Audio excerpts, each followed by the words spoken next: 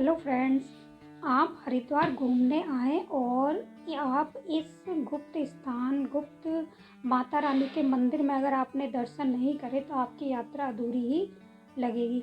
क्योंकि जो भी हरिद्वार में आता है उसे इस मंदिर की बहुत कम जानकारी होती है, जो हम आपको आज इस मंदिर के दर्शन कराएंगे, जो बहुत ही गुप्त मंदिर है। गुप्त कहें या बहुत ही अंदर जंगलों में यह मंदिर पड़ता है, जो कि बहुत ही फेमस मंदिर है और इसका इतिहास बहुत पुराना है। उस मंदिर के दर्शन मैं आपको इस वीडियो में कराऊंगी।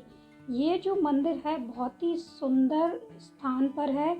अब हम आपको जो ये रास्ता दिखा रहे हैं, ये रास्ता जब आप हरिद्वार से माता चंडी देवी के दर्शन के लिए आते हैं, तब ये चंडी देवी रास्ते पे ही आपको ये रास्ता पड़ेगा। और चंडी देवी मंदिर पड़ने के बाद ये Rajaji park, Rajaji national park का इलाका है, जो आपको ये रास्ते में दिखाई दे रहा है। हम इस रास्ते पर जा रहे हैं जो राजाजी नेशनल पार्क के जंगलों से होकर ये रास्ता गुजरता है।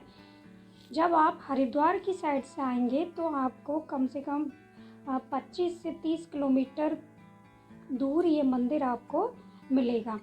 आप हरिद्वार से जब चंडी देवी की तरफ आते हैं तो उसी रास्ते पर आपको अंदर राजाजी नेशनल पार्क के अंदर आपको जाना है। वहाँ पर आपको हम ये मंदिर दिखाएंगे। आप वीडियो को पूरा देखें, तभी आपको इस अद्भुत रास्ते का, इस प्रकृति से भरपूर रास्ते का फुल एंजॉय आप कर पाएंगे और सभी जानकारी प्राप्त कर पाएंगे। आप जब भी आप हरिद्वार आते हैं तो आप इस जगह पर ज़रूर विज़िट करें, तो आपको बहुत अच्छा अनुभव मिलेगा। हम जिस मंदिर की बात कर रहे हैं वो माँ विंध्यवासिनी टेम्पल है। माँ विंध्यवासिनी का बहुत ही प्राकृतिक मंदिर है, बहुत ही पुराना पौराणिक मंदिर है, जो कि काफ़ी सदियों पुराना माना जाता है। इस मंदिर का इतिहास भी बहुत पुराना है, जो मैं आपको इस वीडियो में बताऊंगी। आप जब इस रास्ते से गुजरेंगे तो आपको कुछ जंगली जानवर भी मिल सकते हैं, क्योंकि हमें जंगली हाथी दिखाई दिया था। बीच बीच में लोग गाड़ी रोक रोक कर इन जानवरों को देखते हैं। तो आप जब भी आप इस रास्ते पर आएँ तो थोड़ा सावधानी पूर्वक आप अवश्य आएँ। ये जो रास्ता में आपको दिखाई दे रहा है, ये इलाका चीला डैम है। जब आप इस रास्ते से गुजरेंगे तो आपको ये चीला डैम दिखाई देगा, ये जो जहाँ पर बिजली का उत्पादन किया जाता है, पावर प्लांट है यहाँ पर। ये जो जल आ रहा है ये ऋषिकेश से गंगा का ही जल आ रहा है। बिल्कुल साफ़ निर्मल जल है, बिल्कुल ग्रीन दिखाई दे रहा है आपको, क्योंकि हम दिसंबर के लास्ट वीक में गए थे तो बिल्कुल भी मौसम बहुत अच्छा था और जो जल है बिल्कुल साफ़ शुद्ध दिखाई दे रहा है आपको। ये जो आपको पूरी बिल्डिंग है, जो आपको डैम ये दिखाई दे रही है मशीनरी, ये सब डैम का ही पार्ट है और इस डैम को बहुत ही सुंदर तरीके से बनाया है। जब आप यहाँ पर रुकते हैं, थोड़ी देर फ़ोटोशूट वगैरह करते हैं तो बहुत ही सुंदर फ़ोटो आते हैं यहाँ पर। एक तो यहाँ पर बिल्कुल भी भीड़ नहीं है, बहुत ही कम लोग यहाँ पर पहुँच पाते हैं, बहुत कम लोगों को इस रास्ते के बारे में पता है। जब आप इस रास्ते से गुजरेंगे, माँ विंध्यवासिनी के दर्शन के लिए आप इस रास्ते से गुजरेंगे, इस वाले रास्ते से, तो आप सीधे आप ऋषिकेश भी इस रास्ते से जा सकते हैं। और विंध्यवासिनी माता रानी के दर्शन के लिए यहाँ से एक राइट हैंड साइड में एक पुलिया पड़ेगी, जो आपको इस सीधे रास्ते से, जब आप हरिद्वार की साइड से आएंगे तो राइट हैंड साइड में आपको उस पुलिया पे मुड़ना है। वह मैं आपको आगे वीडियो में उसे दिखाऊंगी। अगर आप सीधे जाते हैं तो आप ऋषिकेश के लिए चले जाएंगे। आपको अगर विंध्यवासिनी के लिए जाना है तो आपको उस पुलिया को क्रॉस करना है, तो मैं आपको इस वीडियो में दिखाऊँगी आगे। माँ विंध्यवासिनी के इतिहास की बात करें तो ऐसा माना जाता है कि ये बहुत ही पुराना मंदिर है और यहाँ पर अंग्रेज़ों के समय, जब ब्रिटिश रूल था हमारे भारत पर, इंडिया में, तब अंग्रेज़ों से बचने के लिए जो स्वतंत्रता सेनानी होते थे वो इस जगह का इस्तेमाल करते थे। गुप्त स्थान था, यहाँ पर आकर वो छुपते थे अंग्रेज़ों से बचने के लिए। तो इस स्थान को बहुत ही गुप्त स्थान माना जाता था छुपने के लिए, अंग्रेज़ों से बचने के लिए। और ऐसा भी माना जाता है कि जो माता रानी का मंदिर है उसकी रक्षा जो टाइगर है वो करता है, चीता है एक, वो इस की रक्षा करता है, वो ज़रूर वहाँ पर आसपास रहता है और मंदिर में दर्शन करने आता है। तो हम बातें करते करते इस पुलिया पर हमने क्रॉस कर लिया है, इस पुल को, छोटे से पुल को क्रॉस कर लिया। इसमें एक ही गाड़ी आ सकती है, या तो सामने से गाड़ी आएगी या दूसरी साइड से आएगी। दो गाड़ी एक साथ इस पुल से नहीं निकल पाती हैं, तो आप आराम से इस पुल को क्रॉस करेंगे। इस पुल को क्रॉस करने के बाद आपको कहीं नहीं मुड़ना है, आपको सीधे ही जाना है, जो रास्ता जंगल की तरफ जाता है। यहाँ पर दो गाड़ी आपस में क्रॉस नहीं हो पाती हैं, तो थोड़ा सा टाइम लग सकता है। जब आप सीधे ही जाएंगे तो आपको कुछ गांव पड़ेंगे, कुछ क्या एक या दो गांव हमें पड़ा था, जो जंगलों के बीचों बीच ये गांव बसे हुए हैं। जंगलों में छोटे छोटे गांव हैं। इस गांव के रास्ते से ही आपको अंदर जाना है और आपको सीधा जंगल, घना जंगल दिखाई देगा। घने जंगल में ही आपको कोई पक्का रास्ता नहीं मिलेगा, आपको कच्चे रास्ते ही मिलेंगे, जो पथरीले रास्ते से ही आपको, उन रास्तों से ही होके गुजरना है। आपको एक दो गाड़ी अवश्य दिखेंगी, क्योंकि वीकेंड का टाइम था तो लोग यहाँ पर आ रहे थे। वैसे यहाँ पर बिल्कुल भी भीड़ नहीं रहती है, कोई भी दूर दूर तक दिखाई नहीं देता है, क्योंकि ये मंदिर बहुत ही कम लोगों को जानकारी है इस मंदिर की। तो वही बहुत ही उसी मंदिर के माँ विंध्यवासिनी के दर्शन कराएंगे हम आपको। ये जो दिखाई दे रहा है आपको बिल्कुल घना जंगल है। यहाँ पर सभी तरह के जानवर मिल जाते हैं, जिनसे आपको सावधान होकर ही चलना है, आसपास देखकर ही चलना है कि कोई हाथी या फिर कोई चीता, लेपर्ड वगैरह यहाँ पर ना हो। और जब आप इस जंगल से होके गुजरेंगे तो आपको बहुत बड़ी नदी का रास्ता पड़ेगा, नदी में से होके आपको जाना है, क्योंकि अभी ये ठंड का मौसम है, तो बरसात का मौसम तो नहीं है, तो इसमें पानी बहुत कम है। लेकिन बीच बीच में आपको ज़रूर छोटी छोटी नदियाँ मिलेंगी, जिसमें होके गाड़ी हमें निकालनी पड़ेगी।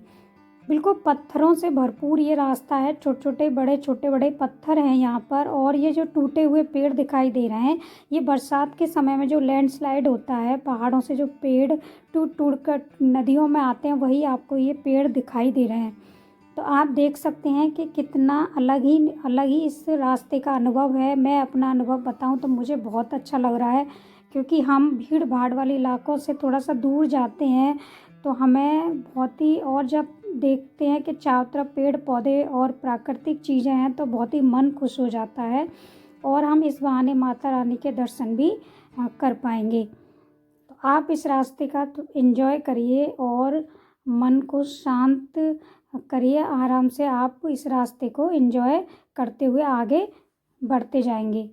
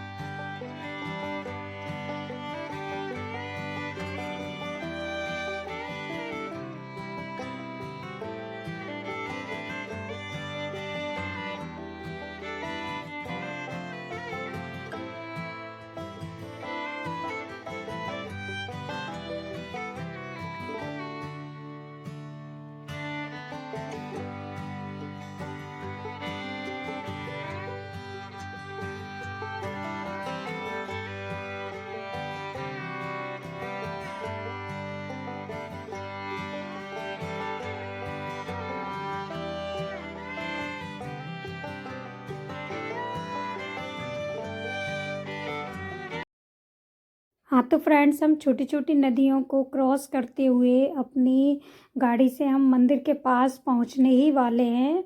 और आपको हम मंदिर के दर्शन कराएंगे, विंध्यवासिनी के दर्शन कराएंगे।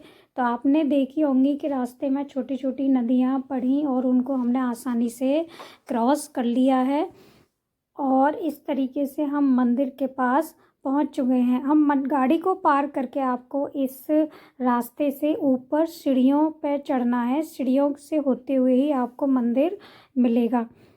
जब आप इस नदी को पार करेंगे तो आपको सामने सीढ़ियाँ दिखाई देंगी और आप यहाँ पर अपने हाथ मुँह धो सकते हैं। बिल्कुल साफ़ जल है, जंगलों से बहता हुआ जल ये आ रहा है और बिल्कुल साफ़ जल है। आप इसे पी भी सकते हैं। बिल्कुल सुंदर निर्मल जल है, क्योंकि ये सब गंगा का ही जल है, पहाड़ों का ही जल है। जब आप ऊपर की साइड चढ़ेंगे तो आपको सीढ़ियाँ साफ दिखाई देंगी और आपको कम से कम ये 150 सीढ़ियाँ आपको ऊपर 150 सीढ़ियों के लगभग आपको ये ऊपर रास्ता चढ़ाई पूरी करनी है। आपको ये छोटी छोटी सीढ़ियों से होते हुए ही ऊपर माता रानी के दर्शन करने जाना है। बहुत ज़्यादा चौड़ा रोड नहीं है, बहुत ही मतलब थोड़ी छोटी छोटी सीढ़ियाँ हैं, उनसे होते हुए आपको ऊपर जाना है। और आपको मैं नीचे दिखाऊं तो हम जैसे जैसे चढ़ रहे हैं, हम चढ़ाई पर चढ़ते जा रहे हैं, तो नीचे आपको दिखाई दे रहा होगा कि कितना ऊपर ये मंदिर है। जो बड़े बुजुर्ग हैं उनको थोड़ा सा दिक्कत होती है, क्योंकि ये सीढ़ियाँ जो हैं थोड़ी ऊंची ऊंची सीढ़ियाँ हैं, इसलिए उन्हें चढ़ने में थोड़ा सा दिक्कत हो सकती है। लेकिन हम तो आसानी से हम चढ़ गए थे, कोई ऐसी दिक्कत नहीं हुई थी। कुछ प्लेन रास्ता आता है, कुछ सीढ़ियाँ आती हैं, उससे होते हुए आपको ऊपर चढ़ते जाना है। और आप नीचे नज़ारे देखेंगे तो बहुत ही सुंदर दिखाई दे रहे हैं। नीचे हमारी गाड़ियाँ खड़ी हैं, आप पूरा दृश्य देख सकते हैं। यही जंगल में बताया जाता है कि माता रानी के दर्शन करने एक लेपर्ड या चीता जो होते हैं वो ज़रूर यहाँ पर आते हैं। और चारों तरफ आपको यहाँ पर कभी भी बाघ मिल सकता है, चीता मिल सकता है, तो आप सावधानी पूर्वक आएँ। ऐसा माना जाता है कि वो ज़रूर एक दिन में एक बार यहाँ पर अवश्य आता है और चारों तरफ घूम के वहाँ से चला जाता है। लेकिन वो कभी किसी को हानि नहीं पहुँचाई है अभी तक। यहाँ के जो महंत थे, जो पंडित जी थे, उनसे हमने बात करने की कोशिश करी तो उन्होंने बताया कि वह आता है लेकिन किसी को हानि नहीं पहुँचाता है। तो आप जैसे सीढ़ियों के रास्ते से चढ़ते जाएंगे तो आपको सामने मंदिर भी दिखाई देने लगा है। और आप ये पूरा पहाड़ी इलाके को आप ऊपर से दृश्य को देख सकते हैं। तो आप इसी तरीके से एंजॉय करते हुए आप माता रानी के दर पर हम पहुंच चुके हैं और मंदिर आपको दिखाई दे रहा है। बहुत बड़ा मंदिर नहीं है, लेकिन जो यहाँ की दृश्य है, जो मन को शांति देने वाला दृश्य है, वो बहुत ही अद्भुत है। जय माँ विंध्यवासिनी। हम मंदिर पहुँच चुके हैं, मंदिर के बिल्कुल पास पहुँच चुके हैं। यही वो रास्ता है जहाँ से हम अभी गाड़ी से आए थे और इधर की साइड से हमने गाड़ी पार्क करके ऊपर चढ़ाई शुरू करी थी। तो हम मंदिर के पास पहुंच चुके हैं। ये बहुत ही ऊंची चोटी पर मंदिर को बनाया गया है, इसीलिए इस मंदिर को गुप्त स्थान माना गया है। बहुत ही गुप्त ये मंदिर है, हर एक कोई यहाँ पर नहीं पहुँच पाता है, सभी को जानकारी नहीं है। तो चलिए हम मंदिर के अंदर जाकर आपको माता रानी के दर्शन कराते हैं। जय माँ विंध्यवासिनी। सभी एक बार जरूर जयकारा लगाएं और आप सभी की मनोकामना माता रानी अवश्य पूरी करें। और आप जब भी हरिद्वार आएँ माता रानी के दर्शन अवश्य करें। जय माँ विंध्यवासिनी। माँ सभी के कष्टों को हरने वाली होती है, तो आप माता रानी के दर्शन करें और आप इस जगह अवश्य आएँ। मैं बार बार आपसे कह रही हूँ, तो आप इस वीडियो को ऐसे एंजॉय करें। और अगर आपको ये वीडियो अच्छी लगी हो, जानकारी अच्छी लगी हो, तो प्लीज़ हमारे चैनल को सब्सक्राइब करें और हरिद्वार की वीडियो नई नई हम आपको देते रहेंगे। धन्यवाद।